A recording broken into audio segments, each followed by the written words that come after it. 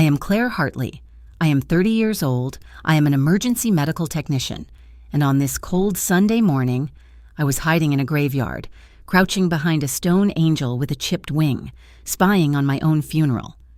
The bells of St. Michael Church began to toll, a heavy, bronze sound that vibrated through the damp air. 7 o'clock. I counted my pulse against the clanging. It was too fast, a frantic bird beating against my ribs. I should have been miles from here, starting a 12-hour shift in Chicago proper. I should have been checking the seals on the trauma kits or laughing at my partner's bad jokes. My job is saving lives. I work for the 911 service. But here I was, in St. Michael Cemetery, waiting to see if a ghost story was true. The rumor was simple, insane, and persistent. It said that Luca Santori, the head of the entire Santori outfit, the man whose name was only ever whispered by police and newspapers, brought flowers to my grave every Sunday. White roses. My grave, the thought still had the power to make me want to laugh or throw up.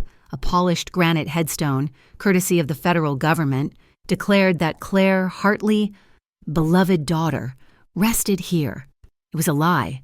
I was right here, maybe 12 meters away, with cold mud seeping into the knees of my jeans and my breath fogging in front of my face. A vehicle turned into the cemetery gates, silent as a shark. It was not a hearse. It was a black sports utility vehicle, enormous, with windows so dark they looked like polished obsidian. It whispered of bulletproof panels and a reinforced chassis. It rolled to a stop on the gravel path. I pressed myself tighter against the angel. The cold marble was unyielding against my back. 3 men emerged first. They did not slam the doors. They closed them with a soft, heavy thud. They were bodyguards, and they fanned out instantly, their movements economical and terrifying. They wore dark suits, but they did not look like lawyers. Their eyes scanned the mist-shrouded trees, the rows of monuments, the iron fence. Their hands were visible. They were not holding phones. Then he got out. Luca Santori. I had only seen him once before, and I had not known who he was. Now, I saw the man from the grainy courthouse photographs, the man the rumors were about. He was tall, dressed in a dark wool suit that probably cost more than my car. He looked nothing like the monster I had imagined. He just looked tired. There was an exhaustion etched into the skin around his eyes, a weariness that went bone deep. He looked like a man who had not slept in a very, very long time. He moved toward the headstone. My headstone, when he was not wearing gloves. His hands were bare. In one hand, he carried a bouquet. It was massive, and they were white roses, just as the rumor had promised. He stopped in front of the granite. He stood there for a long time, just looking at my name. The 3 bodyguards formed a loose, watchful triangle around him, facing outward. They were the perimeter. He was the center. I watched him. I studied him. I tried to reconcile this image, this quiet man grieving in the dawn, with the man who controlled half the city's underbelly. The wind shifted, and I smelled the cold, clean scent of the roses, even from where I hid. Then he bent slightly. He placed the enormous bouquet at the base of the stone. His shoulders slumped. Just for a second, and he spoke. I could not hear the words clearly. He was whispering, a low murmur. It sounded like Italian, a soft, rhythmic string of words directed at the polished stone. It sounded like an apology. He was apologizing to a dead woman. He was apologizing to me for a death I was currently faking. The bitter irony of it all rose in my throat, hot and acidic. I saw something on the bouquet, tucked into the white silk ribbon that bound the roses. There was something dark, a ring, a simple dark band, tied securely, a clue. I needed it. My hand moved, pulling my phone from my coat pocket. My fingers were numb, clumsy with cold. I shielded the screen with my body, turning the brightness all the way down. No flash, never a flash. I held my breath, angled the phone around the angel's wing, and stood on my toes. I tapped the screen, zoom, focus, click. I took 3 pictures, just to be sure. A close-up of the man, a close-up of the flowers, and a close-up of that strange ring on the ribbon. A beam of light sliced through the gray morning. I dropped, my heart stopping, then restarting with a painful jolt. One of the bodyguards, the one nearest my angel, was sweeping a small, powerful flashlight across the statues. The beam passed directly over the spot where my head had been seconds before. It illuminated the chipped marble wing, then moved on. I was on the ground, flat on my stomach in the mud. I bit my lip to keep from screaming, tasting the metallic tang of my own blood. My heart was pounding so hard it felt like a siren in my chest, a Code 3 ambulance siren. I had a sudden, hysterical thought, my own empty grave, and it felt like a mousetrap. Then, a real siren wailed in the distance, growing closer. It was not an ambulance. It was police. A Cook County Sheriff's car, lights flashing, sped past the cemetery gates on the main road. Luca Santori did not flinch. He did not even look startled. He just lifted his head, his gaze following the sound until it faded. He slowly, deliberately, smoothed the lapel of his suit vest, a simple gesture, as if he were brushing off the entire outside world. That tired smile touched his lips again. It was not a smile of joy, or even relief. It was a smile of pure, unending resignation. He looked back at my headstone. He whispered one word. Domenica? Sunday? He said it like an oath, like a promise, or maybe like a curse. And that one word, that man's face, the wail of the siren, it all combined. My throat closed. The cold mud under me seemed to dissolve, and I was not in the cemetery anymore. The memory hit me like a physical blow. It was not a gentle recollection. It was a flashback, bright and brutal as a camera flash, the hospital parking lot, the smell of concrete and coppery blood, the air thick with the acrid stench of gunpowder. It was not a memory. It was a haunting. It flashed in my head like a broken neon sign. Blood, the gleam of metal, the sound, the terrible wet sounds. I felt the nausea from that night rise in my throat all over again. I squeezed my eyes shut, pushing the bile back down. A sudden sound, a snap, a twig breaking. My eyes flew open. The bodyguard, the same one with the flashlight, had taken a few steps toward my hiding place. His head was tilted. He had heard me. He had heard my gasp, or my choked attempt not to be sick. His flashlight beam cut through the air again, sharp and white, sweeping directly toward me. I flattened myself against the earth. I did not breathe. The cold mud was a shock, soaking through my jeans, through my coat, chilling me to the bone. It was real. This was not a memory. This was happening. Half of me, the stupid, terrified, angry half, wanted to jump up. I wanted to stand in the path of that light and scream. Why? Why are you here? Why are you mourning me? What did I ever do to you? The other half, the smart half, the half that had survived the last few months, knew I had to disappear. The witness security program. The federal agents had been very clear. Become a ghost. Do not contact anyone. Do not go back. I was failing. I was a terrible ghost. The beam swept over my hiding spot, lingered on the chipped angel, and then, mercifully, swept away. The guard grunted, unconvinced, but returned to his position. I could not stay. My heart was a drum against the muddy ground. I had to leave. I pushed backward, on my hands and knees, slowly, painfully. I did not dare stand. I moved from the shadow of the angel to the deep gloom of a row of cypress trees. Their branches were low, scraping against my back, pulling at my hair. But they were cover. I felt like an animal, crawling away, retreating through the rows of the dead. I reached the outer fence, a tall barrier of cold iron. I risked one last look back. He was still there, Luca Santori, a dark, solitary figure standing vigil over a block of empty granite. His 3 bodyguards were still in their positions, statues of loyalty. I had the pictures. I had the proof. The rumor was true. But the proof only gave me 1,000 more questions. I slipped through a gap in the fence I knew from my childhood, and I made a promise to myself. The cold mud on my skin was a testament. The fear still thrumming in my veins was a vow. Next week? Next Sunday. I would not just watch. The question burned in my mind, hotter than the cold air in my lungs. Why? Why would a man like Luca Santori, the head of the outfit, a man shrouded in violence and shadow, come every single Sunday to cry over the grave of a stranger?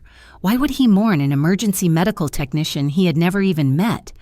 I started walking, my legs shaking, as the bells of St. Michael began to toll the half hour. My boots slid on the wet pavement as I walked, but I did not feel the cold anymore. The mud on my knees had started to stiffen, a gritty, icy shell. My mind was not on the graveyard. It was back in Chicago, at County General, 3 months ago. It had been a late shift, the kind of night where the air in the emergency bay is thick with the smell of stale coffee, antiseptic, and desperation. My partner and I had just wheeled in a drunk driver, cuffed to the gurney, when the call came over the radio. Multiple gunshots, a parking garage, 3 blocks away.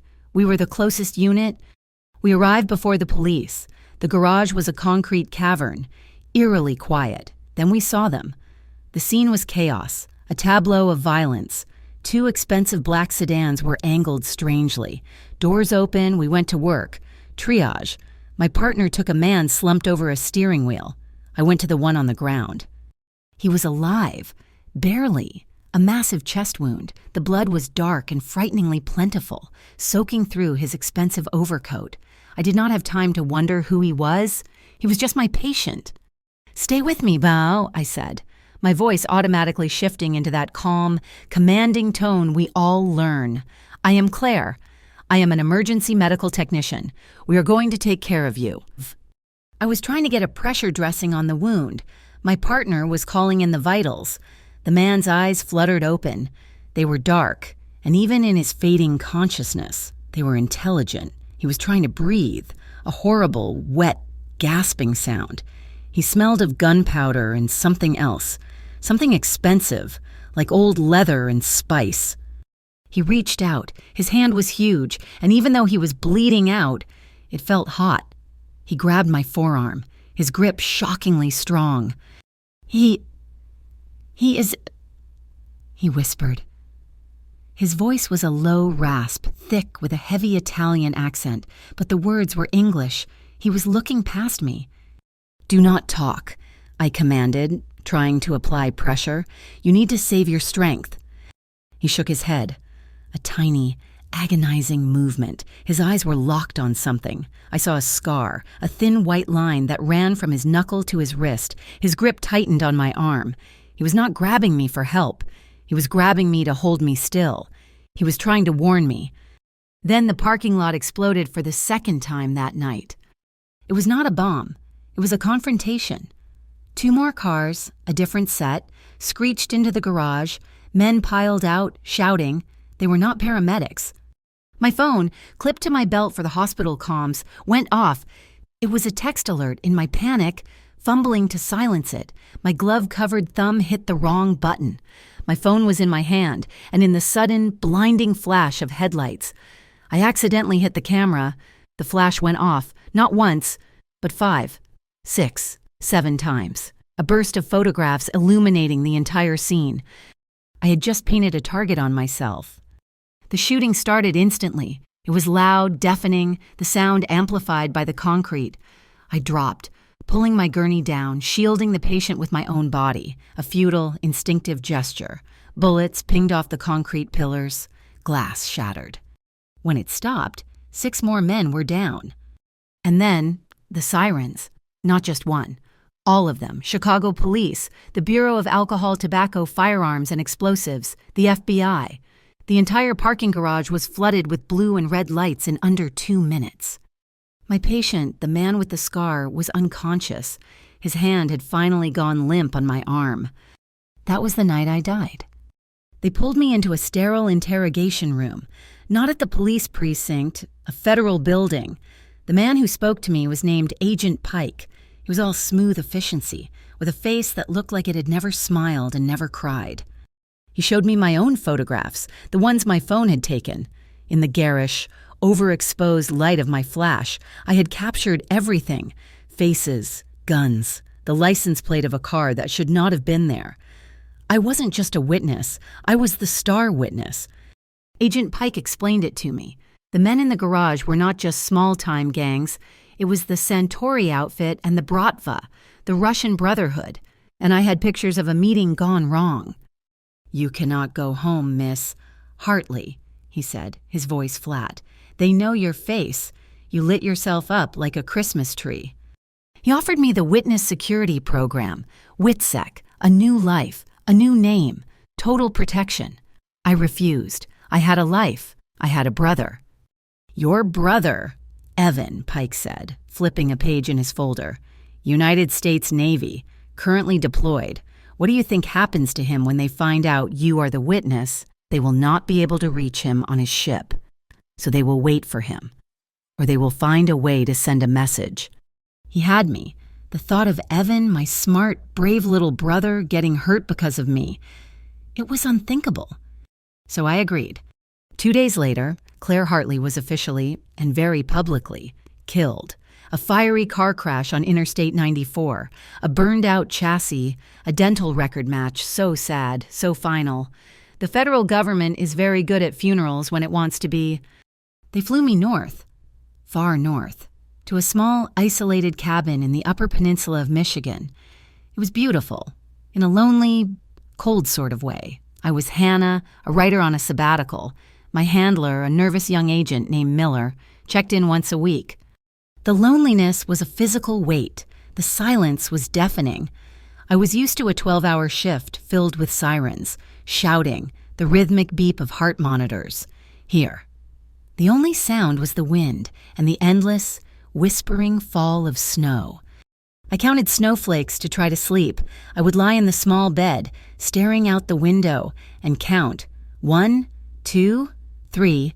I would imagine Evan safe on his ship, and I would feel a wave of guilt so profound it almost choked me. He thought I was dead. I had died, and I had not even been able to tell him I loved him one last time. I was a ghost, haunted by the sound of sirens that were not there. This went on for 2 months. I was safe, I was miserable, and then Agent Miller missed his check-in. I did not panic, not at first, but 2 days later, a different agent called. He said Miller had been in an accident, a slip on the ice downstate. He was in a coma. My new handler would be in touch. My blood went cold. The next call came 3 days later. It was not my new handler. It was a staticky, official-sounding voice. "Miss Hartley, this is a priority extraction. Your location has been compromised. A helicopter is inbound. Estimated time of arrival. 30 minutes. We need you to pack one bag and light a flare at the designated landing zone." I looked out the window. The snow was coming down hard, a horizontal blizzard. The wind was howling from the northwest. "What is your flight corridor?" I asked, my voice calm. The man paused. "What?" "Your flight corridor. And what is your approach vector, given the wind shear from the northwest?" Another pause. "Ma'am, just light the flare. We're coming from the south." I hung up the phone. As an emergency medical technician, I know flight crews. I know helicopters. No rescue helicopter in Michigan would fly in this blizzard, and if they were insane enough to try, they would never approach from the south. Not with a 90-mile-per-hour crosswind from the northwest. They would be shredded. It was a lie. Miller's accident mode. The compromised location. They were not coming to rescue me. They were coming to bury me. There was a leak. The entire program was a lie. I did not pack a bag. I took my go bag, the one I keep for emergencies, the one with cash, a water filter, and a first aid kit. I put on 3 layers of clothes. The old, beat-up Chevrolet the program had given me was in the shed.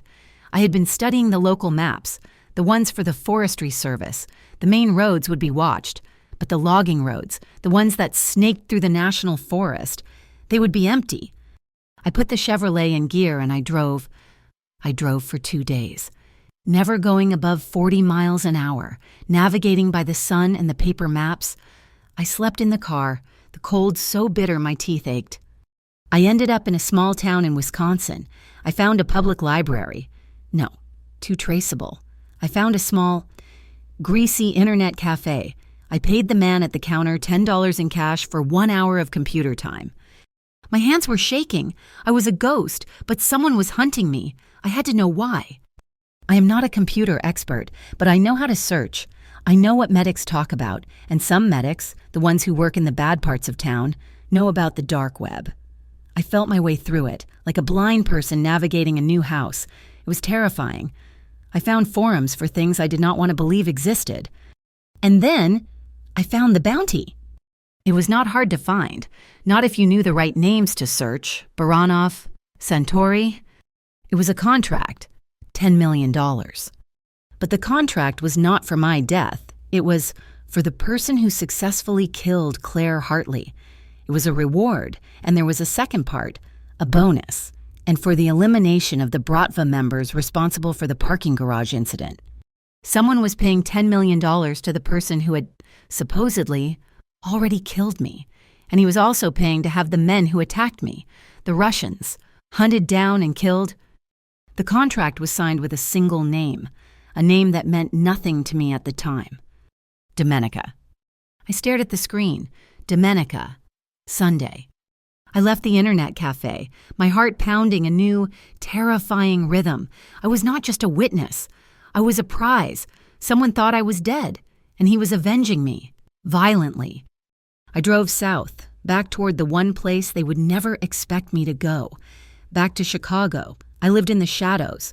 I stayed in cash, only motels. I watched the news. And that is when I saw his face. It was a small article, a charity donation to a church, a man in a dark suit, looking tired.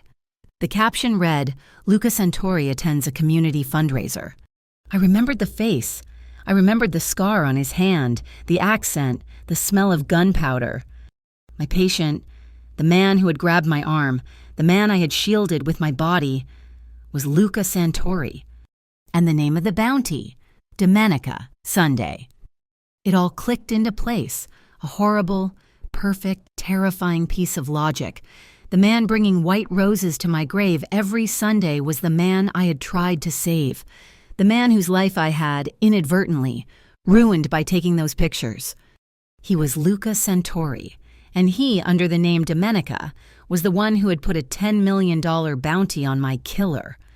He was mourning me. He was avenging me, and he had no idea that I was alive. I spent the next 6 days as a ghost with a mission. I moved from one cash motel to another, never staying in the same place twice. I ate cold food from convenience stores. I watched the clock. My entire existence focused on one single point in time, 7 o'clock, next Sunday. I bought a new phone, a cheap burner, and I took the pictures from my old one, the close-ups of the ring on the ribbon. I zoomed in until the image was a mess of pixels, but the name was clear. I did not recognize it. It was not his. It was not mine. It was a clue I could not understand. When the morning came, I was ready. I did not go back to my apartment. I went to the closet of a charity thrift store. I found what I was looking for. An old, faded coat. It was not warm, but it was familiar. It was one of my old jackets, the one I must have donated years ago. I slipped it on. It was tight in the shoulders, and it carried a faint, sharp smell that made my eyes water. Peroxide, the smell of the ambulance, the smell of my old life. It felt like armor. It felt like a good luck charm. I was at St. Michael's Cemetery an hour before dawn. This time, I did not hide behind the angel. I hid in the trees, a thicket of cypress that gave me a clear view, but better cover. I was not just here to watch. I was here to intersect. The air was still, cold and wet. The mist clung to the grass. At 6:55, the bells began to chime. At 7 o'clock, the black sports utility vehicle arrived, just as I knew it would. It was a perfect repeat, the same silent arrival, the same 3 bodyguards fanning out, their hands visible, their eyes scanning the fog. Luca Santori emerged. He wore the same dark, expensive wool suit. He carried the same impossible burden of exhaustion on his shoulders, and in his hand he held a new bouquet, white roses, fresh, perfect, wrapped in silk. He walked to the headstone, my headstone. He stood there, a statue of grief. The scene was identical, and that was my cue. I knew his routine. He did not know mine. I took one deep breath. The peroxide smell filled my lungs. I was not Hannah, the writer from Michigan. I was not the ghost in the machine. I was Claire Hartley, emergency medical technician, and I was walking off the job. I stepped out of the trees. I walked on the wet grass, my boots making no sound. I did not run. I walked, my pace steady, my hands visible at my sides. One of the bodyguards saw me first. His eyes widened, just a fraction. He did not shout. He moved, his hand dropping to his weapon. "Stop," I said. My voice cut through the damp air. It was loud, clear, and steady. All three guards turned. Their movements were a blur. They did not pull their guns. Not yet, but their hands were on them. Luca Santori did not move. He did not turn. He just froze. His back was to me. I stopped about 20 feet away from him, close enough to be heard, far enough to respect the men who were deciding whether or not to kill me. "You are visiting the wrong graves," I said, my voice ringing with a strength I did not know I had. "The person you are mourning, she is not in there. The person buried in that box never even breathed." The sound was sharp, metallic, and terrifying. 3 guns, 3 safeties clicking off in perfect, practiced unison. The 3 bodyguards now had their weapons drawn, all pointed directly at my chest. Luca Santori still did not turn. His body was rigid. He did not look at me. He just spoke, his voice low, rough, and aimed at the granite stone in front of him. He repeated a sentence I had not heard in 3 months, a sentence I had, in fact, spoken. "Do not die before I get the line in." It was the last thing I had said to him in that parking garage, as I was trying to start an intravenous line, as he was grabbing my arm, as the world was exploding. My breath hitched. He remembered. Only then, after he had spoken those words into the air, did he turn. He turned slowly. His eyes, I had only seen them when they were clouded with pain, fading into shock. Now they were clear, dark, and utterly, terrifyingly intense. He was not looking at a ghost. He was looking at a fact, a problem, a miracle. He studied my face, my eyes, my old jacket. He was putting the pieces together, and he was the only other person on earth who had them all. "You," he whispered. It was not a question. "Me," I confirmed. "They are all dead," he said, his voice flat. "The men from the garage, the Bratva. I made sure—" "You missed some," I said, my heart hammering. "And you paid a reward for a job that was never finished. I was not killed. I was buried by the federal government." He processed this. The muscle in his jaw tightened. "Who?" "That is the problem," I said.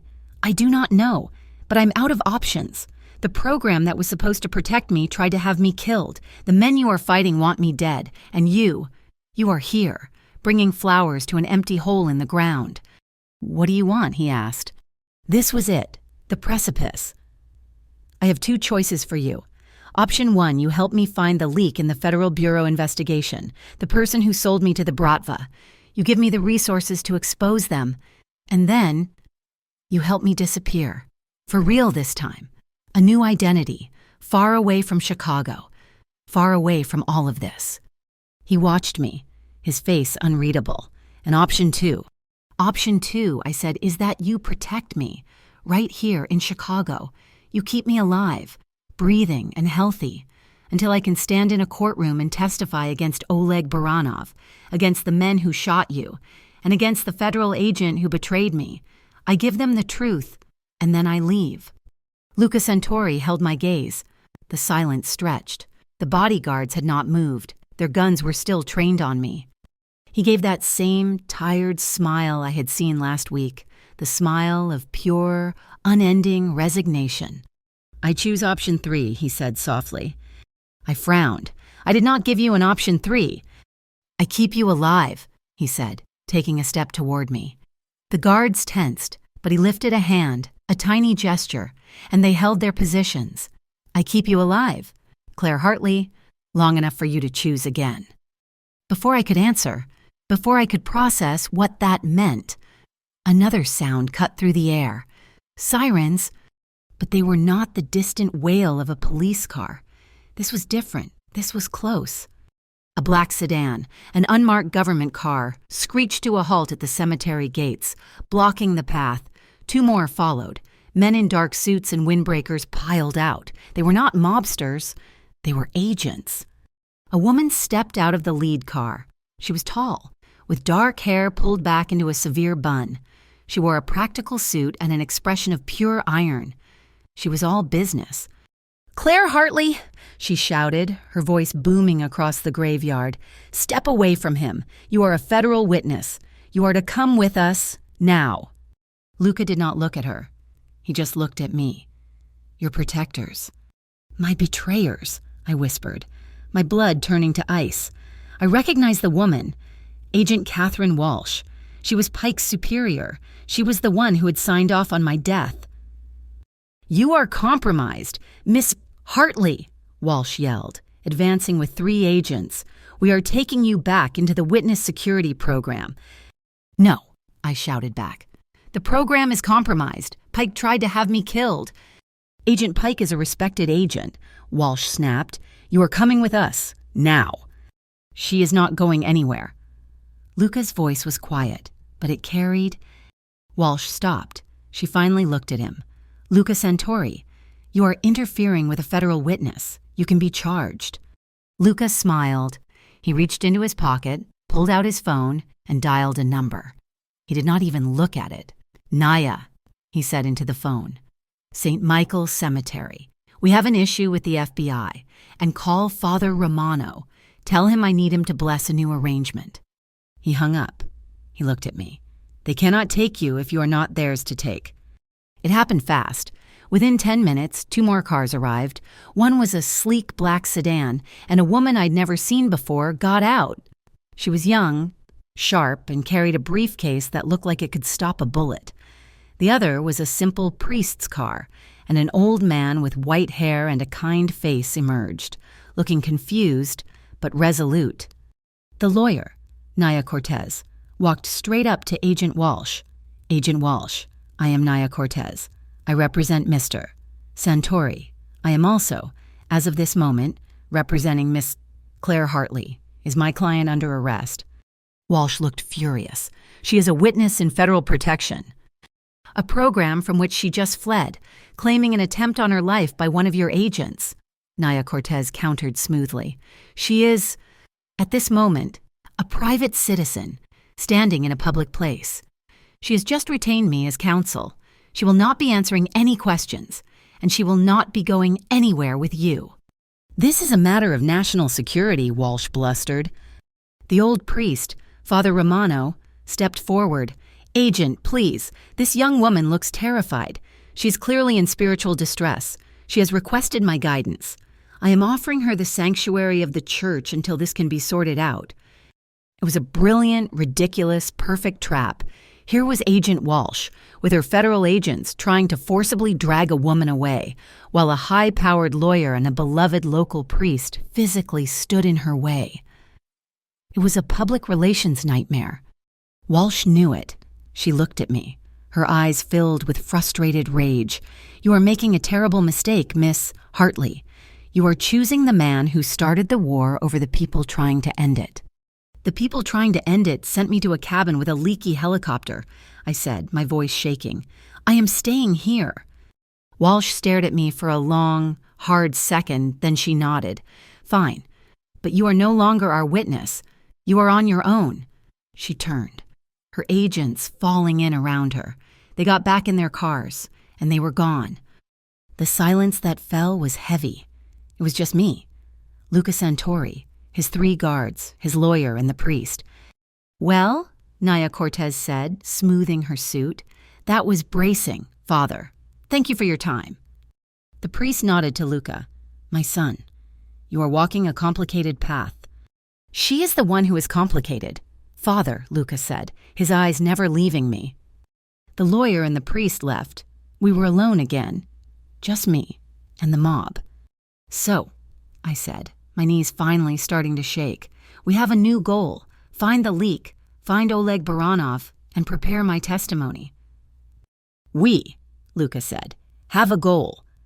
"I have a rule," I said, finding my footing. "If I do this, if I stay, one rule, no civilian casualties, no innocent bystanders. I do not want families or children or random people getting hurt in this war. I am a paramedic. I save people. I will not be the reason they get buried." He looked at me, a long, searching look. "We have a clinic in the neighborhood. We offer free services, no questions asked. We fund a scholarship at the local school for kids who cannot get aid. Kindness, Miss Hartley, is its own form of power. I do not hurt civilians. I protect my community." "Good," I said, "because I am your community now, whether you like it or not." He nodded. "We have an agreement." "We have a truce," I corrected. "A truce," he agreed. He looked at the white roses, still on the ground near my headstone. "We have one more problem. The world thinks you are dead. It needs to stay that way. It is the only thing keeping you safe. My people are hunting the Bratva for killing you. The FBI thinks you are a rogue agent or worse. Let them all believe the lie." He bent down and picked up the bouquet. He walked to the grave, and he placed the white roses gently at the base. "So, every Sunday," he said, straightening up, "I will still come. I will still bring the flowers. I will still mourn the ghost." "And what will I be doing?" I asked. He turned back to me, and for the first time, that exhaustion seemed to lift, replaced by something else, something harder. "You," Luca Santori said, "will be learning how to shoot, and you will keep your right to say no. This is not a capture, Miss Hartley. It is an alliance. You are free to walk away at any time, but if you walk away alone." My new life was divided into two distinct parts, the world before sundown and the world after. My days were spent in the basement of St. Michael's. The church was old, built by Italian immigrants 100 years ago, and its foundations were deep. Below the sacristy, past the boiler room, was a long, concrete tunnel. It had been a bootlegger's escape route during Prohibition. Now, it was my firing range. My instructor was Father Romano. The kind-faced, white-haired priest from the cemetery was, it turned out, a former military chaplain with a marksman's badge. He was also, apparently, Luca's oldest friend. "You are holding it like you are afraid of it, child," he said, his voice echoing in the stone room. He gently adjusted my grip on the 9mm handgun. It was heavy, cold, and felt alien in my hand. "A weapon is a tool, Claire, like your stethoscope. It is the intent behind it that matters. You must respect it, not fear it. Now, breathe out, squeeze, do not pull." I fired. The sound was deafening. The gun bucked in my hand, and the bullet hit the dirt pile at the far end of the tunnel, nowhere near the paper target. The smell of cordite was sharp, stinging my nose, reminding me of the parking garage. "Again," he said patiently. I spent hours down there. I learned to clean the weapon, to load a magazine in the dark, to clear a jam. I learned to control my breathing, to see the target, to make the tool an extension of my will. Father Romano was a terrifyingly good teacher. He looked like a gentle grandfather, but he could put 9 rounds into a 3-inch circle from 50 feet.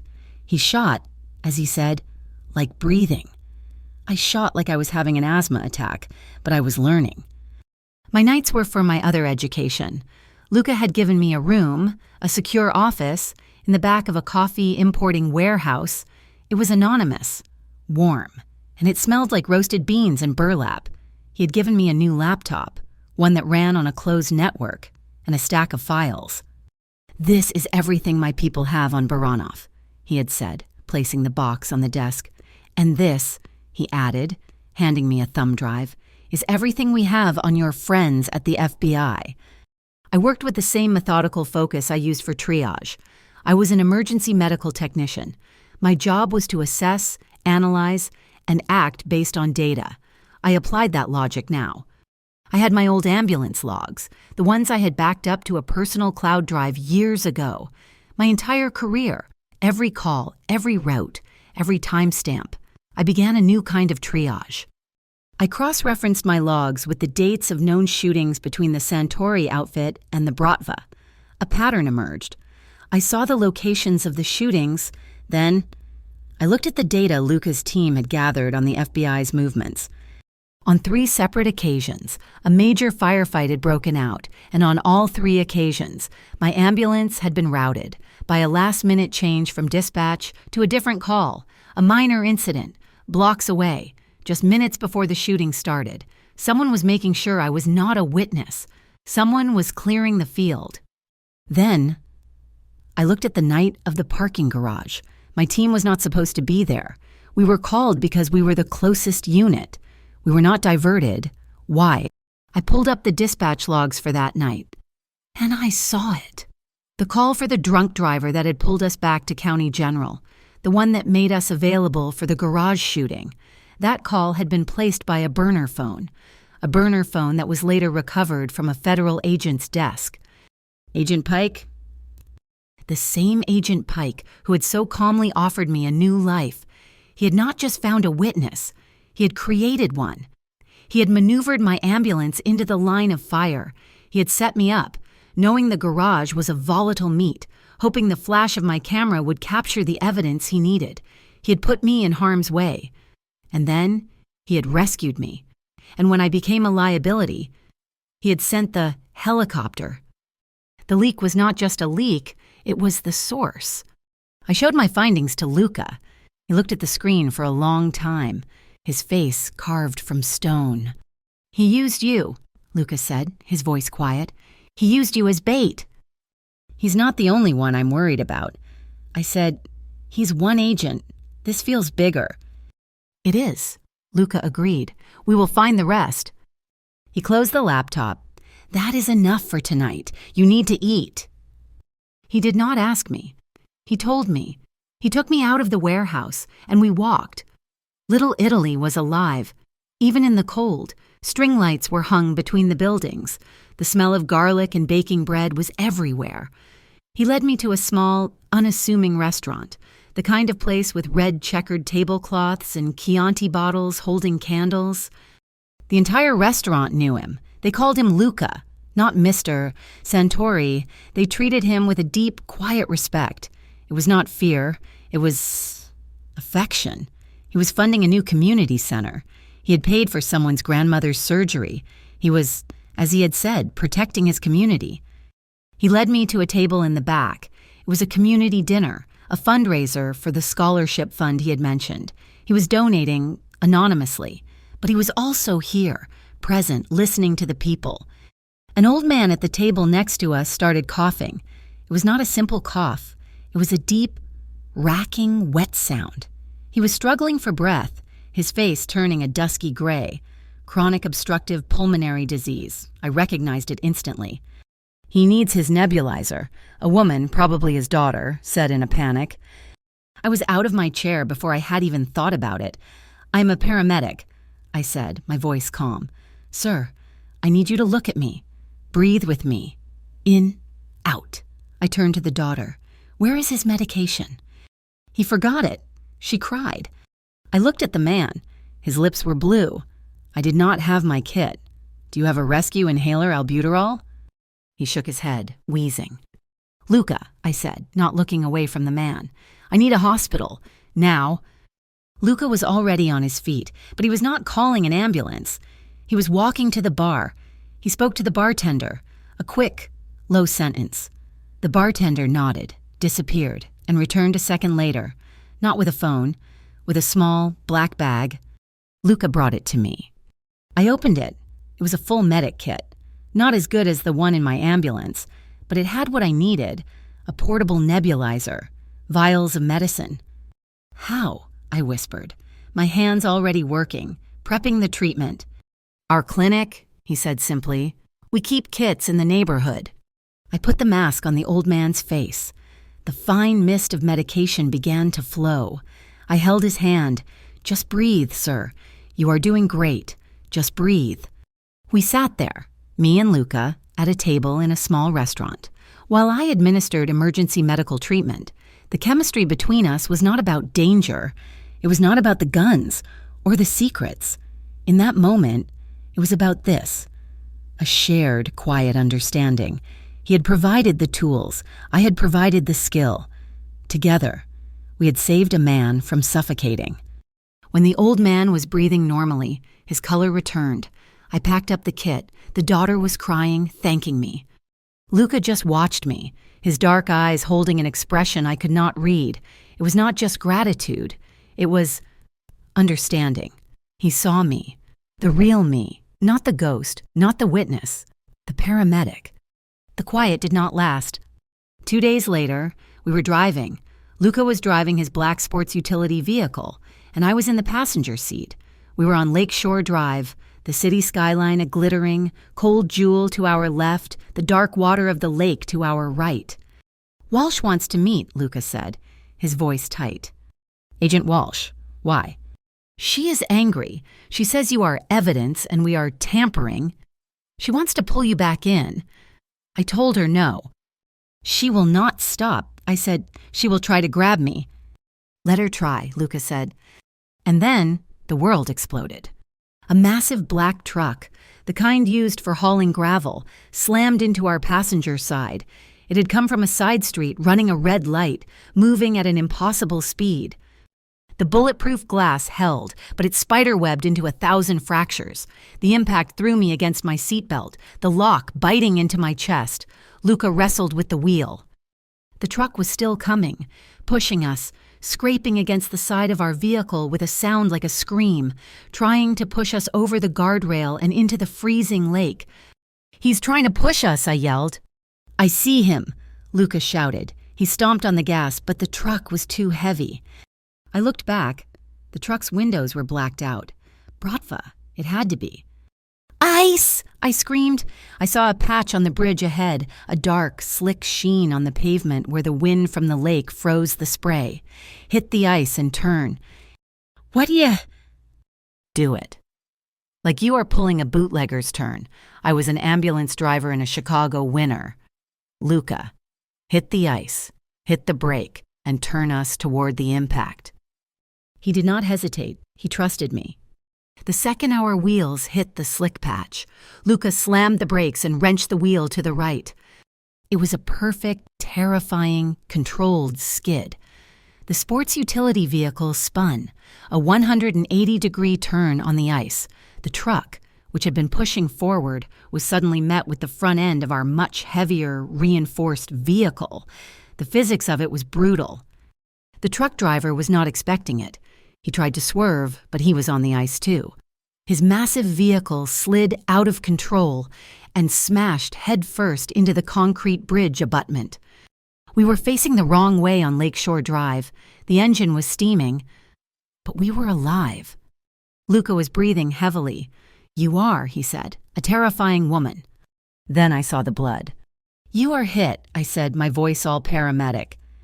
"It is nothing," he said, wiping his face. It is not nothing. The side window had finally given way in the spin, and a shard of the bulletproof glass, thick as my thumb, had sliced his cheek, from his temple to his jaw. It was deep.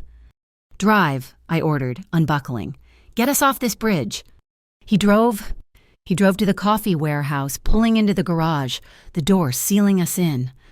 "Sit," I said, pointing to a stool. I grabbed the medical kit from the wall, the one he kept there. "Claire, it is fine." "It is not fine. It needs stitches, or you will have a scar worse than the one on your hand, and you will get an infection. Sit down." He sat. I cleaned the wound. My hands were steady, and he never flinched. Not once. He just watched me. His proximity was overwhelming. I was close enough to see the lines around his eyes, the flecks of gray at his temples. I still smelled the leather and spice, but now it was mixed with the sharp tang of his blood. "You saved my life," he said, his voice low. "We saved each other's lives," I said, threading a suture needle. "This is going to hurt. Hold still." I stitched the wound, 7 perfect, small sutures. My hands did not shake. When I was done, I put a sterile dressing over it. Our faces were inches apart. "Thank you," he whispered. I did not know if he was thanking me for the stitches or for the driving. I did not want to know. I just nodded, my throat tight. The next day, Agent Walsh found us. She did not come with sirens. She came alone. She was waiting for me at the warehouse, Naya Cortez at her side. "You are a fool, Miss Hartley," Walsh said, her voice clipped. "You could have been killed yesterday. He is a target, and now so are you." "I am a target anyway, Agent," I countered, "because one of your people is selling me. Agent Pike, he set me up." Walsh's face did not change, but her eyes hardened. "You have proof." "I have dispatch logs, timelines, and a near-death experience in a helicopter that could not fly. He is your leak." "We will look into it," Meng, she said. "You will do more than that," Naya Cortez said, bowing, stepping forward. "My client is prepared to testify, but not for you. Not for a system that is compromised. She will testify in open court, but she will do so with Mr. Santori's protection and with our legal oversight." Walsh looked like she had swallowed acid. A three-way cooperation. A federal witness, protected by the mob, testifying against the mob. It is insane. "It is the only way," I said. "You want Baranov. Luka wants Baranov. I want Baranov. And I want Pike. We all want the same thing. We just have to trust each other enough to get it." Walsh stared at me for a long time. "God help us all," she muttered. "Fine, we cooperate, for now. We just got a tip on a Bratva safe house. They are moving accounting data. If you are in, you are all in. My team hits it tonight." Luka and Naya were already there, waiting. Luka was not on the tactical team, but his people were. They were the ones who had found the safe house. The raid was fast. Walsh's FBI team went in, hard and loud. Luka's men had provided the layout, the exits. It was a perfect, seamless operation. They brought out 2 men in cuffs and 3 hard drives. Back at the warehouse, a federal tech specialist, one Walsh trusted, cracked the drives. It was all there. Shipping manifests, bank transfers. But it was the encrypted messages that made my blood run cold. They were messages to Oleg Baranov, from an internal federal server, from Pike. But there was another name, a code name. The messages from Pike were logistics, but the messages from this other person were strategy. They were giving Baranov high-level intelligence. The code name was Seraphim. Pike was not the head of the snake. He was just one fang. Seraphim was the one giving the orders. A mole, higher up than Pike. Much higher. We were not just fighting a gang, we were fighting a conspiracy. The cost of that raid became clear 2 days later. Baranov was not stupid. He knew he had been hit, and he knew it was a joint operation. He retaliated. It was not a direct attack. It was an ambush. 2 of Luka's men, his close bodyguards, the ones I'd seen at the cemetery, were killed. Their car was forced off a bridge. It was a message. That afternoon, Luka was gone. I found him at St. Michael's. It was not Sunday, but he was there. He was standing in front of my grave. He was not wearing his suit. He was in a simple dark shirt. His hand, the one with the scar, was wrapped in a bloody cloth. He had punched something. A wall, a mirror, a man. I did not know. The knuckles were split. He was holding a small, simple bouquet of white roses. I walked up to him. This time, I stood beside him. We looked at my name on the stone. "You are bleeding," I said, my voice soft. "They are dead," he said. His voice was raw. "Marco, Antonio. They had families. I'm so sorry, Luka." He bent, his wounded hand reaching to place the flowers on the grave. I saw him wince as his knuckles brushed the stone. My hand moved on its own. I reached out, my fingers brushing his, to take the bouquet from him, to spare him the small pain. "Let me," I whispered. He snatched his hand back, pulling the flowers away from my touch. He looked at me, his eyes blazing with a grief so profound it terrified me. "No," he said, his voice a gravelly whisper. Do not let my blood touch your flowers." He carefully, awkwardly, switched the roses to his other hand, his uninjured hand, and he placed them on the grave.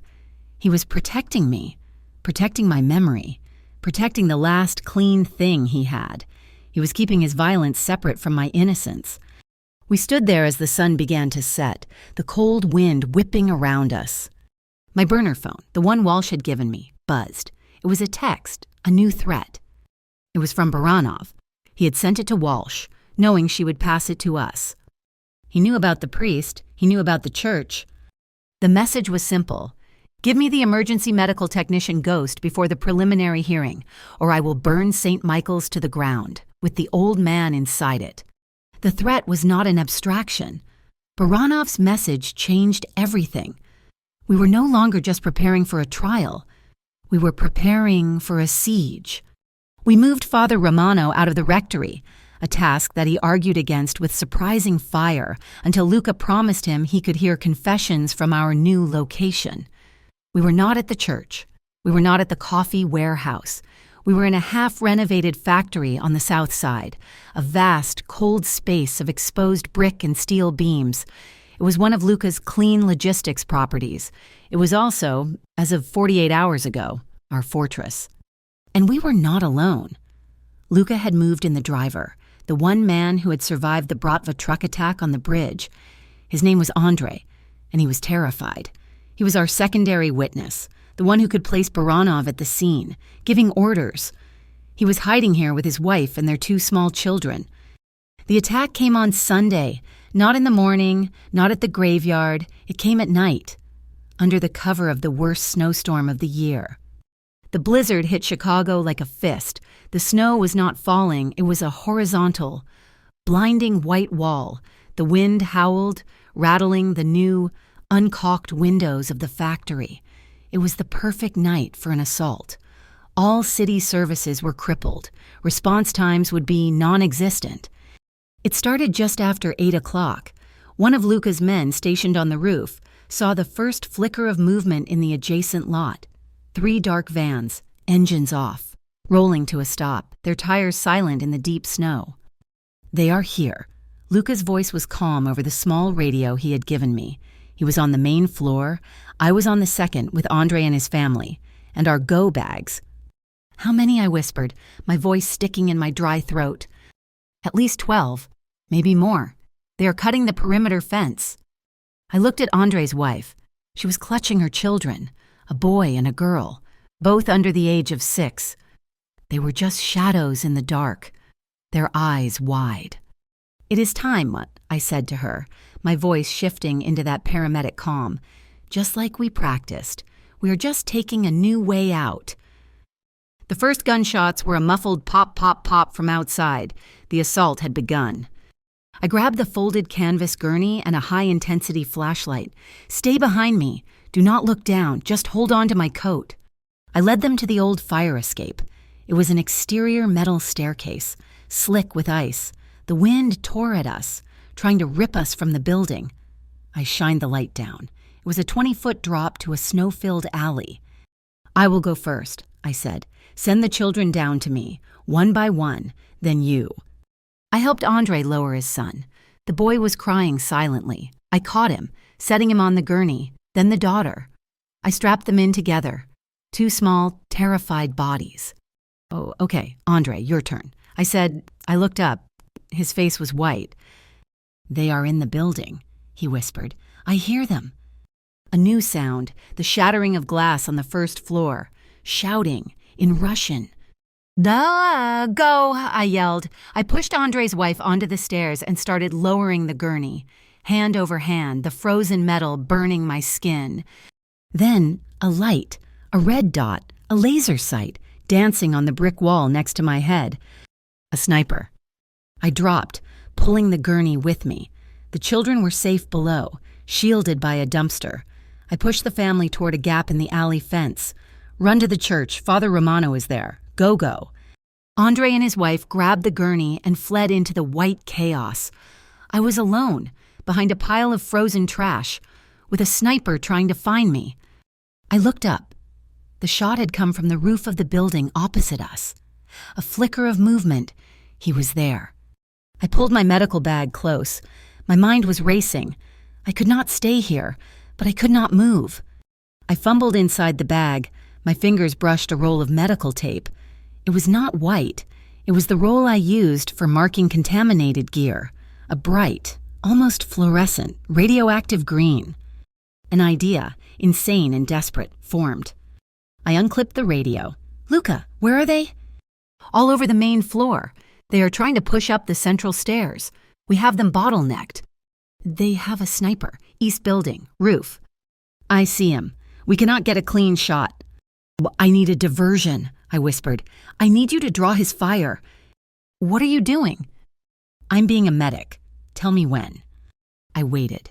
The red dot was still sweeping the alley, looking for me.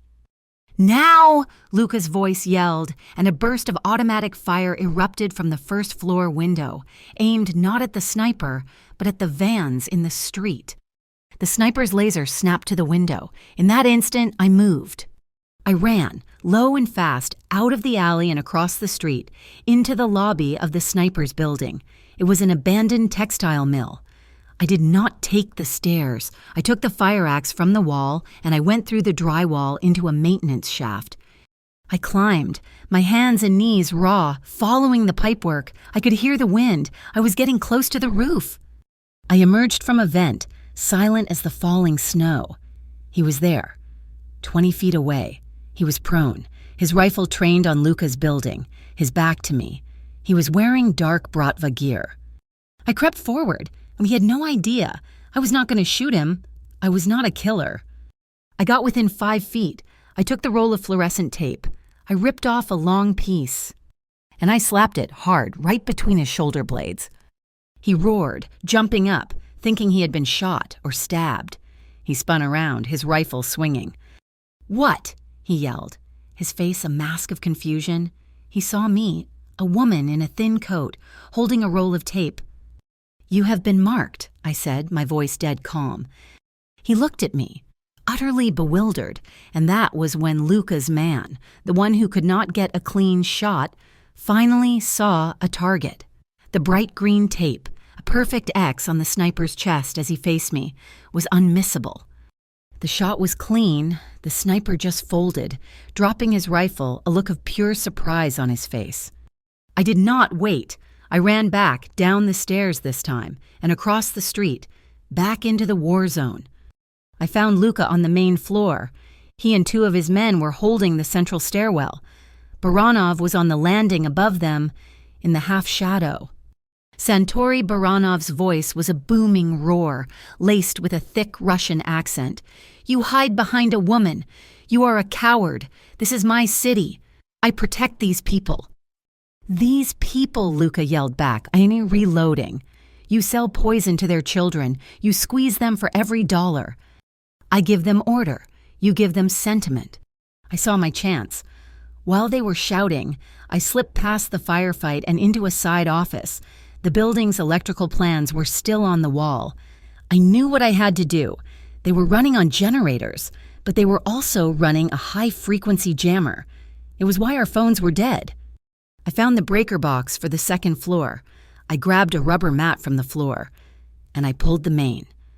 The entire second floor, including the jammer, went dead. I ran back out, a new sound, crying, children. It was Andre's family. They had not made it out. They had doubled back and were trapped in a small shipping office behind a rolling metal shutter. One of Baranov's men was in front of it, wiring a block of plastic explosive to the door. He was smiling. He was going to blow the door. And the family, to hell. I did not think. I did not aim. Not really. I drew the 9mm handgun Father Romano had given me. I did what he had taught me. Breathe out. Squeeze. The sound of my gun was different, singular. The man with the detonator screamed.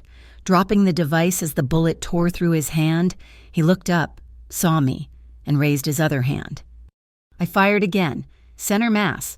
He dropped. The world went silent for a second. I was breathing hard, the smell of my own gunpowder stinging my nose. I was shaking. Courage is not being without fear. It is being afraid and still carrying the gurney. I was terrified, but I was still moving. The sudden silence was broken by new sirens.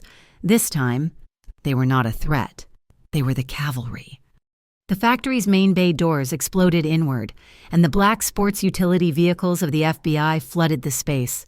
Agent Catherine Walsh was in the lead, in full tactical gear, her weapon raised. FBI, drop your weapons, drop them now. The Bratva, caught between Luca's men on the stairs and Walsh's team at the door, had no choice. One by one, 12 men threw down their guns. It was over. Walsh's team was cuffing them. And then I saw him, Agent Pike. He was not with Walsh's team. He had come in with the Bratva. He was wearing their gear. He had been here all along, directing their assault. He saw me. He saw Walsh. He saw his entire life ending. He raised his gun. He was not aiming at Walsh. He was aiming at me. "Claire!" Luca yelled, but he was too far away. Pike's finger tightened on the trigger. I did not have time to shoot. I did not even have time to be scared. I had one thing in my hand. I had pulled it from my medic bag when I was on the roof. An auto-injector, epinephrine, adrenaline. I lunged. I stabbed the needle, hard, through his glove, through his skin, deep into the muscle of his wrist. He screamed, a high, thin sound, as the full dose of adrenaline hit his system and his hand cramped in an agonizing, involuntary spasm. His gun clattered to the floor. He stared at his hand, then at me. Luca was there in a second, and he had his own gun, the muzzle pressed against Pike's temple. His eyes were not tired. They were black with a rage so pure it was terrifying. He was going to kill him. He was going to execute him. Right here. For Marco. For Antonio. For all of it. "No!" I shouted. Luca's hand tensed. "He tried to kill you," Luca growled. "And he is the only one who can tell us who Seraphim is," I yelled. "We need him alive. Do not kill him. Luca, not like this. Choose." He looked at me. He looked at the trembling, hyperventilating Pike. He was at war with himself, the mob boss versus the man I was starting to know. He lowered the gun. He stepped back. "Walsh," he bellowed. "Your traitor is here. Cuff him." I let out a breath I did not know I was holding. And that was when the bullet hit him. It was not Pike. It was Baranov. He was on the catwalk above us, a pistol in his hand. He had not been caught. Luca grunted, a short, sharp exhalation of pain. He staggered, his hand flying to his neck. "Luca!" I screamed. He fell. He was gushing blood. The bullet had grazed his neck, high up, near the carotid.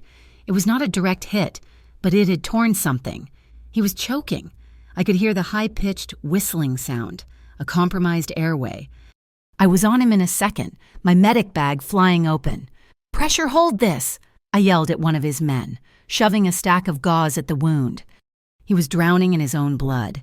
I could not intubate here. I had seconds. I tilted his head back. I felt for the cricothyroid membrane in his throat. My fingers, practiced from 1,000 training dummies and a dozen real-life emergencies, found the small, soft divot in his windpipe. "I need a straw," I yelled at no one. "A metal straw now."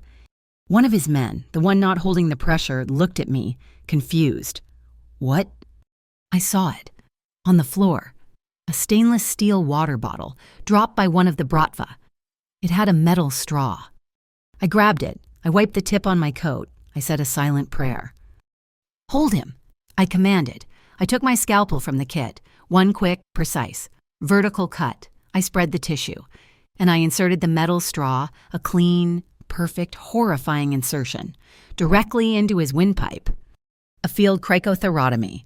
He coughed, a spray of blood, and then he took a deep, shuddering, whistling breath through the straw. He was breathing. He was alive. I saw Baranov on the catwalk, staring in horror. He had just watched a ghost save a mob boss with a drinking straw. He turned to run. "No, you do not," I growled. I left Luca in the care of his men. I grabbed a single tourniquet from my bag, and I ran. I chased him, up the spiral metal staircase. He was big, but I was faster. He was a brute. I was a paramedic. I knew how the body worked. He was at the top, on the roof, trying to get to a fire escape. The snow was a blizzard. I caught him. I did not shoot him. I did not stab him. I tackled his legs. I was a dead weight. He stumbled. As he fell, I wrapped the tourniquet high and tight around his right thigh, and I cranked the windlass. I turned it and turned it and turned it. I turned it again and again. A tourniquet, when applied correctly, is not just uncomfortable. It is agonizing. It cuts off all blood flow. It crushes the muscle and the nerve. Baranov screamed, a raw, guttural sound of pure, unadulterated pain. He clawed at his leg, but he could not move. He was a 250-pound man, a killer, and he was completely, utterly incapacitated by a 120-pound woman and a strip of nylon. I stood over him, my chest heaving. Luca was there, and he had walked up the stairs, one hand on his neck, holding the straw, the other holding his gun. He was pale, but he was alive. He looked at Baranov, writhing and screaming in the snow. He raised his gun. This was it, justice, vengeance. He killed Marco, Luca whispered, his voice a bubbling rasp through the straw. He killed Antonio. He thumbed the hammer back. He did, I said, my voice cutting through the wind, and you will honor them by letting him rot in a federal prison. You will not honor them by becoming a murderer in a snowstorm. We need him alive. Luca, justice needs a witness. He looked at Baranov. He looked at me. He lowered the gun. Justice, he rasped. I watched him, and in that moment, the entire world shifted. We heard Walsh's voice from below. We found it. My God, we found it all. The Seraphim files. It was Pike. He was feeding intel to a prosecutor, a United States attorney. The whole scheme, the money laundering, the betrayal, it was all there. I was exhausted. I leaned against a vent, my legs weak. As I did, something small and white and dry fell from my coat pocket. It was a single, preserved white rose petal, one I must have pocketed from the cemetery, from my own grave. It tumbled in the wind, a tiny piece of my old life, and it landed on the snow. Inches from Oleg Baranov's boot, the graveyard had come to the battlefield, and we had all, somehow, survived. The snow in the alley was stained with blood, but the world inside the factory was, for the first time in months, quiet. I had stabilized Luca, my hands working on autopilot, applying a proper sterile dressing over the field cricothyrotomy.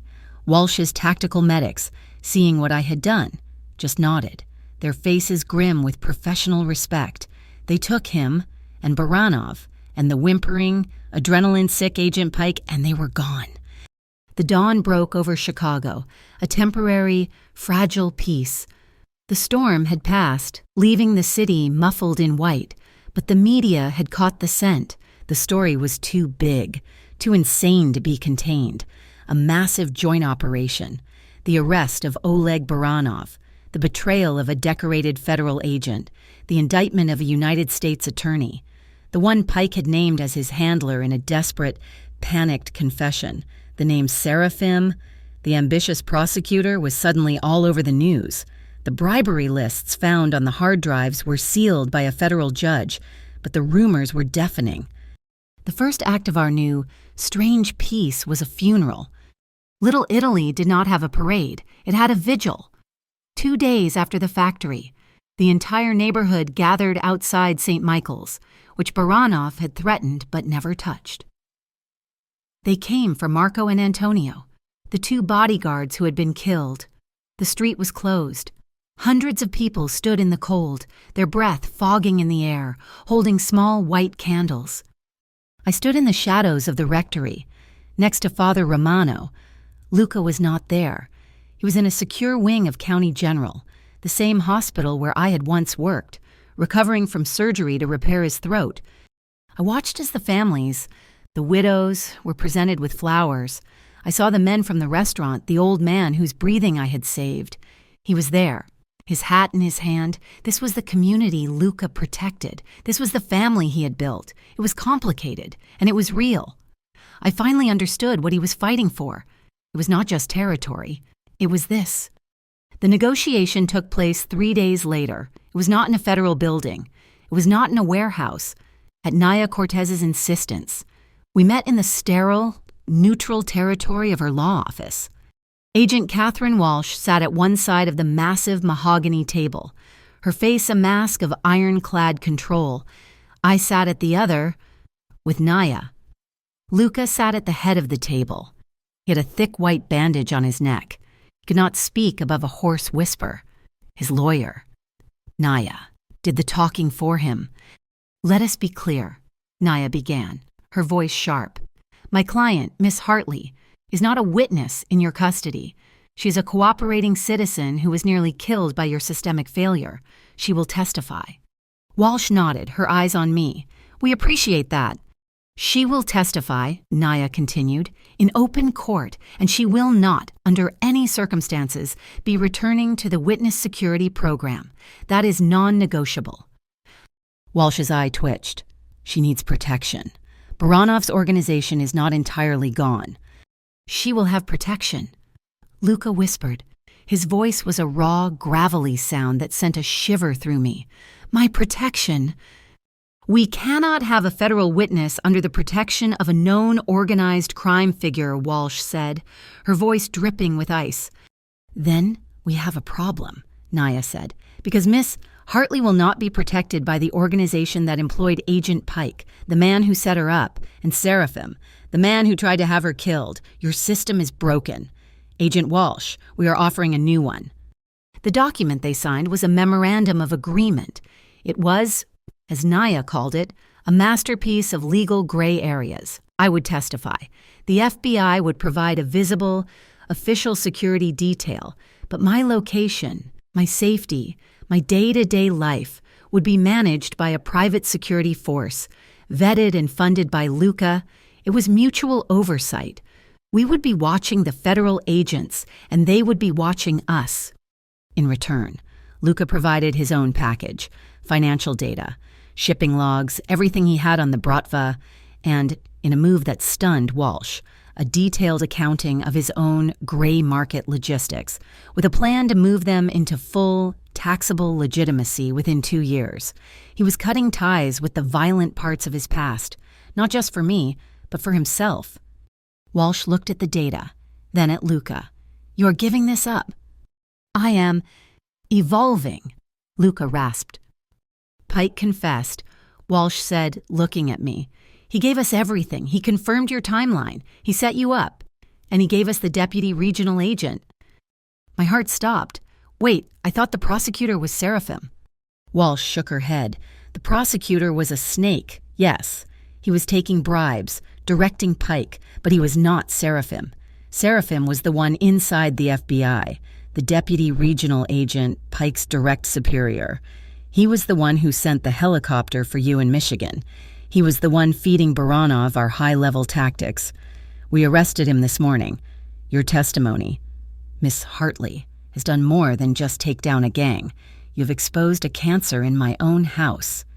She looked, for the first time, tired. "The system had a hole. You found it. We are grateful." With the legalities settled, the healing began. It was not easy. The first 2 weeks, I could not sleep. I would jolt awake. The smell of gunpowder in my nose, the sound of the sniper's rifle, the feel of Luca's blood on my hands. I went back to work. Not at my old 911 job.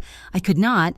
I was still, officially, a ghost. Instead, I went to the Santori Community Clinic, the one Luca funded. It was a small, clean place in the heart of Little Italy.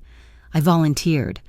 I treated children with the flu, old men with chronic obstructive pulmonary disease, people who could not or would not go to a city hospital.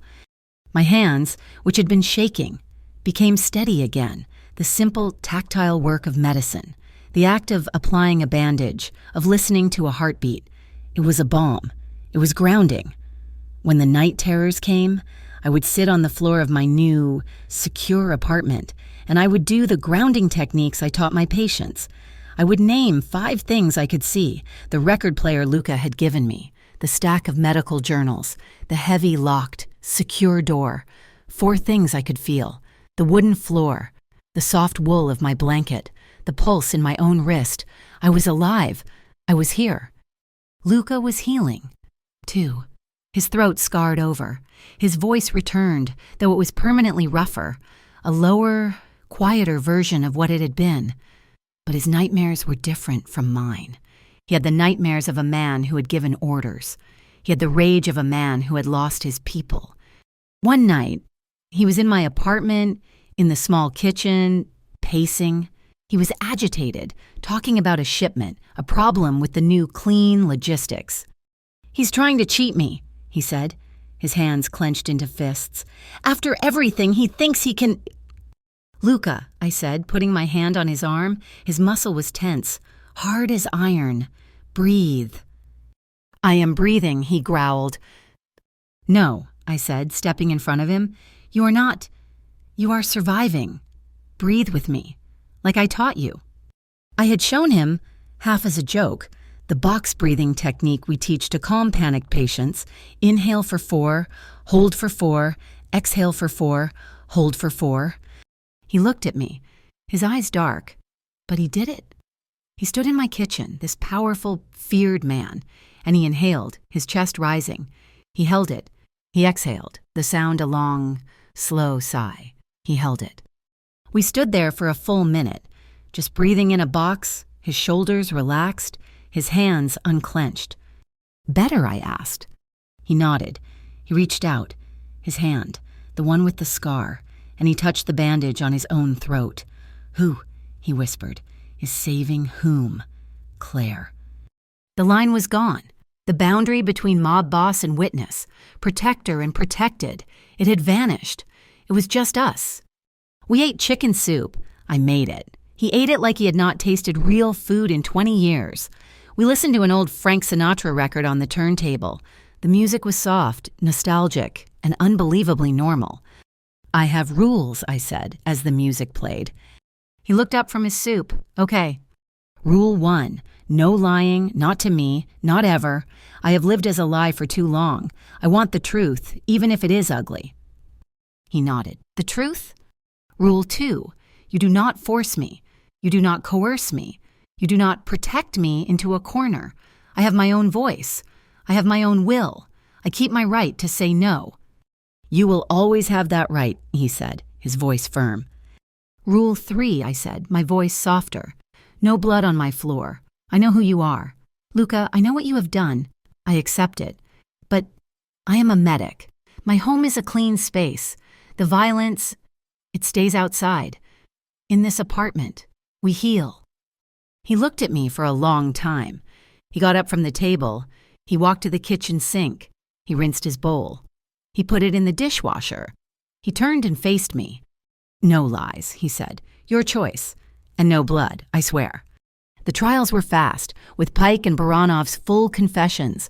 The cases were airtight. Baranov and his crew pleaded guilty, facing decades in a federal supermax prison. The ambitious prosecutor, the first Seraphim, was indicted. His career over, his future a cage. Agent Pike, for betraying his badge and his country, received a life sentence, no parole. In the community, things changed. The first checks from the Marco and Antonio Memorial Scholarship Fund were given to 2 local kids, their full college tuition paid, and outside St. Michael's, next to the rectory, a new, small, heated booth was installed. It was a naloxone and fentanyl decontamination station. It was practical. It was kind. It was Luca. And then it was Sunday. The first Sunday after the trials, I woke up, and Luca was already dressed. In his dark suit, he was holding a bouquet, white roses. "You are still going?" I asked. He nodded. "A promise is a promise." "Wait," I said. I pulled on my coat. We drove to St. Michael's together. The air was cold, but the sun was bright. The snow had melted. He walked to the headstone, my headstone. I walked with him. He looked at the polished granite. Claire Hartley, beloved daughter. He bent and he placed the white roses at the base. He stayed there, kneeling, for a long time. I did not rush him. Then he whispered, so low I almost did not hear it. He was not talking to me. He was talking to the stone. "Thank you," he said, "for the forgiveness." He meant for Marco, for Antonio, for not letting him kill Pike, for not letting him kill Baranov, for showing him another way. I reached into my own pocket. I had stopped at the small floral cart outside the church. I pulled out a small, green, fragrant sprig. I bent down next to him, and I placed the sprig of rosemary among the white roses. "What is that?" he whispered. "Rosemary," I said, "for remembrance, so we never forget." He looked at me, the sun in his eyes. He took my hand, his scarred, warm hand closing around mine, and we walked out of the graveyard together. My name, Claire Hartley, was spoken in a federal courtroom for 5 consecutive days. I sat on the witness stand, and the life I had lost was laid bare for the jury. The ambulance, the parking garage, the flash of my camera, the cabin in Michigan, the fake helicopter, the factory. I told them everything. I was not a ghost anymore. I was a voice, and I was loud. The jury was out for less than 6 hours.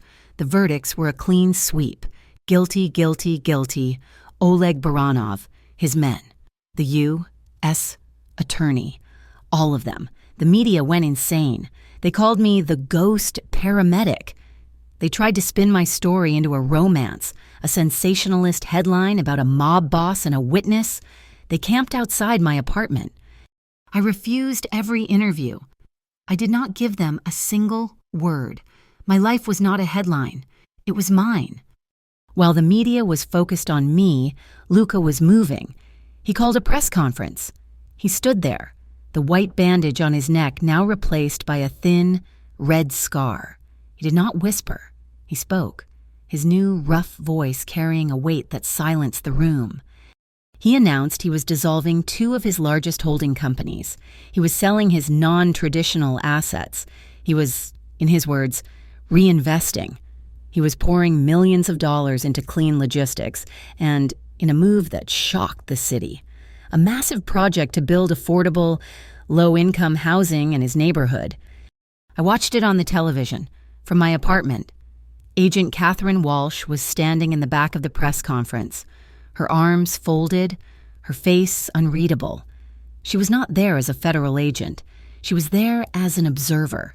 She was watching a man she had once tried to arrest, a man who had helped her clean her own house, and I saw on her face a look I had never seen before. It was not anger.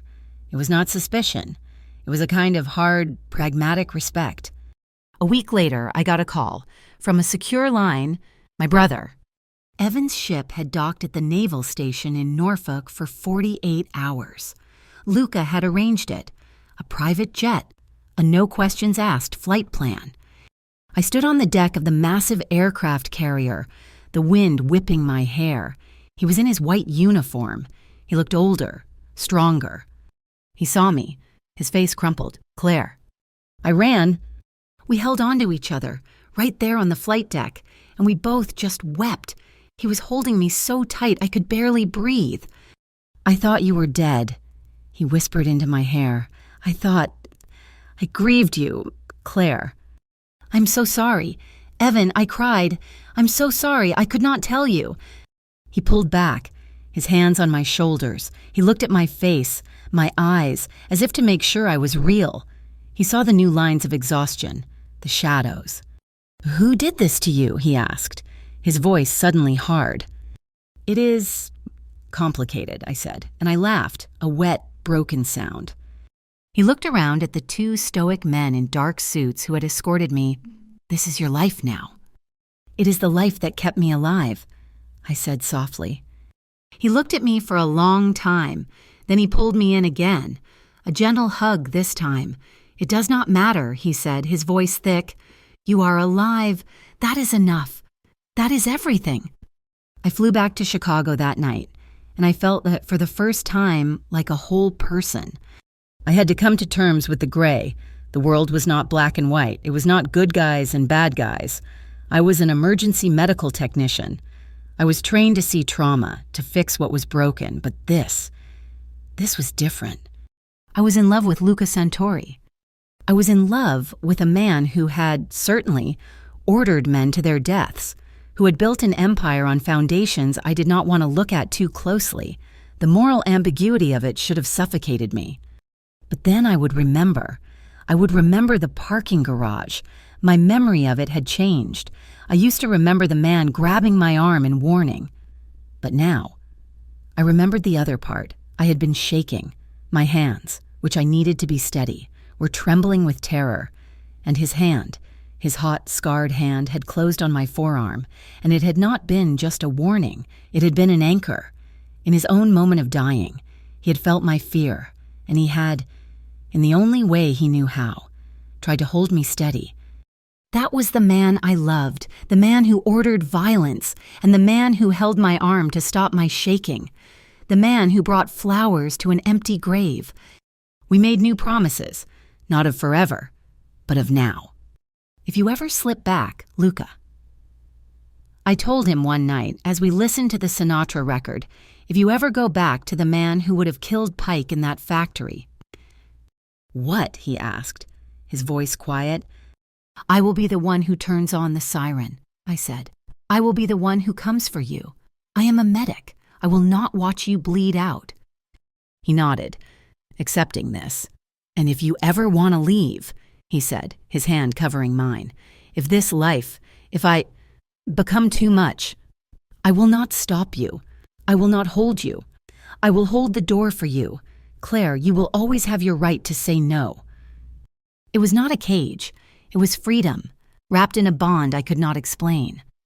The last Sunday of the month, it rained, a cold, gentle, cleansing rain. I woke, and he was there, in his suit, holding the white roses. It is raining, I said. They will not mind, he said. We went together. We were the only two people in St. Michael's Cemetery. The grass was wet. The air smelled of damp earth. We stood in front of the headstone, the one that still bore my name. He bent and placed the white roses. I bent and placed my sprig of rosemary, for remembrance. Then I took one more thing from my coat. It was a small, rolled, sterile gauze bandage, the kind I used every single day at the clinic. I tucked it between the roses and the rosemary. Luca looked at it. He looked at me. Life, I said, touching the roses. Memory, I added, touching the rosemary. And healing. I tapped the bandage. It is all part of it. He reached out and took my hand. We stood there in the rain, looking at the monument to a life that was not over, a life that was just beginning. I thought that was the end. I thought we had closed the loop. I was wrong. When we returned to the apartment, there was a letter. It had been slipped under the door, not mailed, hand-delivered. It was on thick, expensive, federal government cream cardstock. My name was written on the front in elegant, precise cursive. I opened it. Luca watched me, his face suddenly tense. The note was short. Miss Hartley, your testimony was admirable. You exposed a deep corruption. But you, and Agent Walsh, have the wrong seraphim. The deputy agent was a fool, but he was not the head. He was a pawn, just like Pike. The real seraphim, the one who truly betrayed you, is still in place. If you want the real truth, meet me, alone. My blood went cold. I looked at the signature. It was not a name I knew. It was not the deputy agent. It was a name I had seen on the legal briefs, at the negotiation. It was the name of Agent Catherine Walsh's chief legal counsel, the quiet man who had been in the room the entire time. Someone in the Department of Justice, someone far higher than a regional agent, had switched the files. They had fed us a fake seraphim to protect the real one. I looked up at Luca. He had seen my face. He already knew. The war was not over. It had just gone quiet. I walked to my desk. I opened my journal. The bells from St. Michael's began to toll, the sound carrying on the wet air. I wrote one last line. Nobody can bury someone who still has work to do. Thank you so much for listening to this story. I am so glad we got to share it with you. I am curious. Where in the world are you listening from? Let me know in the comments. I would love to connect and hear your thoughts on Claire and Luca's journey. Your support means everything. Please. If you enjoyed this, consider subscribing to our channel, Mafia Boss Stories, and give this video a like. And if you really want to help us grow, hit that hype button so this story can be heard by even more people. Thank you again for being here.